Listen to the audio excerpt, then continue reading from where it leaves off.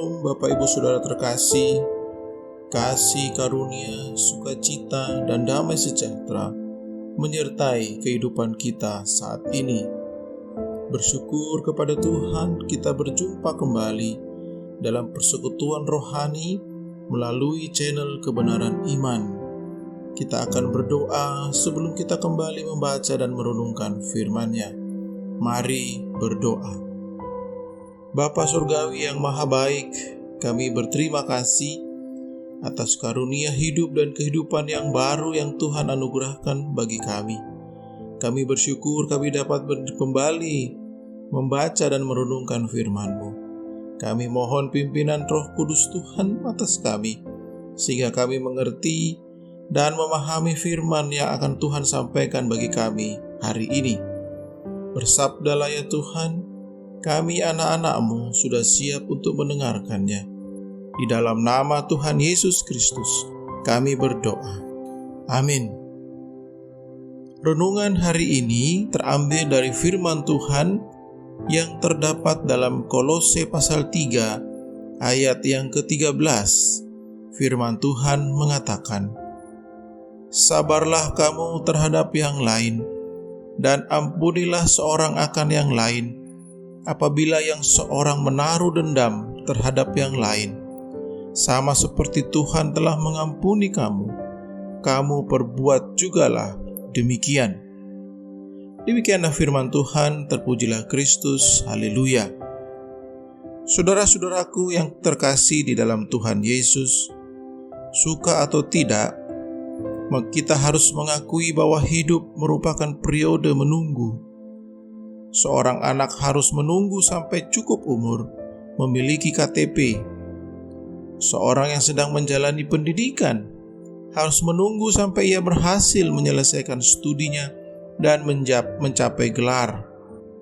Seorang karyawan harus menunggu dengan sabar sampai ia dipromosikan dan mendapat kenaikan gaji. Seorang ibu harus menunggu selama 9 bulan untuk melahirkan bayinya. Dan saat ini kita harus menunggu dengan sabar kapan pandemi COVID-19 ini berakhir dan tetap melaksanakan protokol kesehatan. Di masa-masa sulit saat ini, kita melihat tidak mudah menemukan orang yang sabar di masa pandemi ini. Masih banyak orang yang tidak sabar berdiam di rumah, tidak sabar mematuhi himbauan pemerintah. Kita adalah orang-orang yang hidup di era ketidaksabaran. Banyak orang cenderung cepat-cepat ingin kembali beraktivitas, mudah marah, dan sembarang dalam mengerjakan segala sesuatu. Saudara-saudaraku, kesabaran adalah ketenangan hati dalam menghadapi cobaan. Kesabaran adalah lawan dari kemarahan yang tidak pada tempatnya. Kesabaran adalah kemampuan untuk menahan diri dalam menghadapi situasi-situasi sulit. Kesabaran adalah sifat tenang, tabah, tidak tergesa-gesa atau terburu nafsu. Namun sering ketika orang lain marah kepada kita, menyakiti atau berbuat jahat kepada kita, terkadang tanpa pikir panjang kita ingin segera membalas. Kalau demikian, apa bedanya kita dengan orang-orang yang tidak percaya pada Kristus? Sebagai orang Kristen, kita dituntut untuk memiliki kesabaran satu sama lainnya. Sebab kesabaran adalah bagian dari kasih, dan kekristenan itu identik dengan kasih.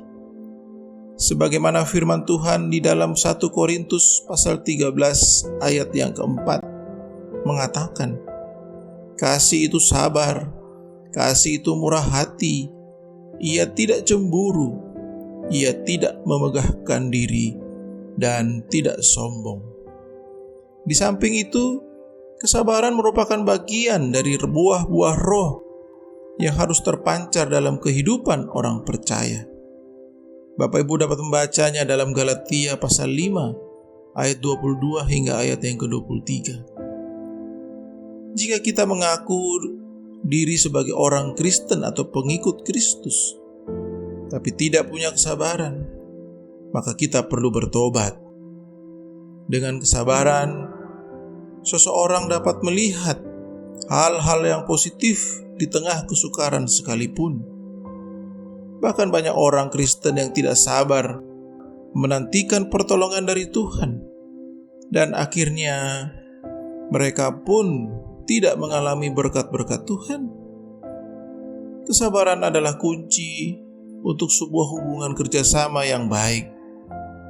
Amsal pasal 15 ayat yang ke-18 mengatakan, si pemarah membangkitkan pertengkaran, tetapi orang-orang yang sabar memadamkan perbantahan.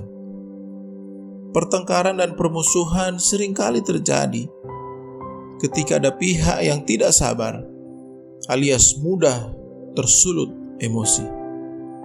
Oleh karena itu, Pengkhotbah pasal 10 ayat 4 mengatakan, jika amarah penguasa menimpa engkau, janganlah engkau meninggalkan tempatmu, karena kesabaran mencegah kesalahan-kesalahan besar.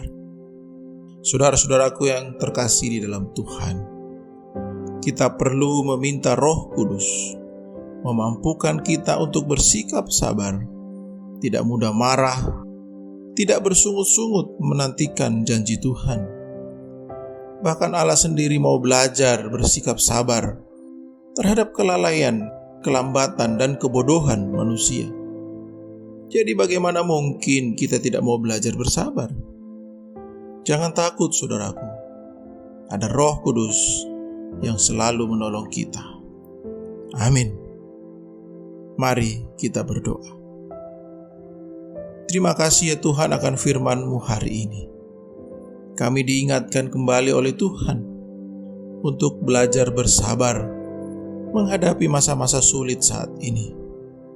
Terima kasih ya Tuhan, Roh Kudus-Mu kiranya menolong kami untuk mengajarkan kami, menuntun kami dalam bersabar menghadapi tantangan dan pergumulan yang kami hadapi bersama dengan keluarga kami di masa-masa sulit pandemi COVID-19. Karena firman-Mu kami yakin dan percaya bahwa janji Tuhan nyata dalam kehidupan kami. Dan kami percaya Tuhan akan menyelesaikan dan Tuhan akan menghilangkan virus COVID-19 di muka bumi ini. Oleh karena itu kami selalu berdoa dan berseru mengandalkan Tuhan di dalam setiap pergumulan yang kami hadapi. Terima kasih ya Tuhan, tolonglah kami keluarga-keluarga yang sedang terbeban berat. Tolonglah kami keluarga-keluarga yang sedang berduka ya Tuhan, agar kami dikuatkan dan dihiburkan oleh Tuhan. Karena begitu sulit kehidupan ini, tapi percaya kami kepada Tuhan, bahwa Tuhan akan menolong dan menghibur kami. Berkati ya Tuhan segala upaya yang kami lakukan untuk menghadapi pergumulan ini, upaya-upaya dan kerja layan kami, agar kami boleh mendapatkan kekuatan dan boleh mendapatkan pengharapan di dalam Tuhan.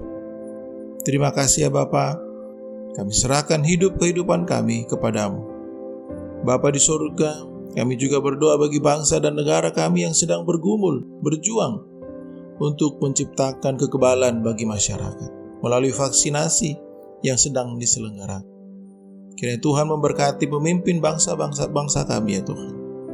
Dari Bapak Presiden, Gubernur, Bupati, Wali Kota, hingga kepada pemimpin rumah sakit, para dokter dan para medis. Berikan mereka kekuatan ya Tuhan, berikan mereka kesehatan, agar mereka mampu terus berjuang untuk memberikan kekebalan tubuh bagi masyarakat.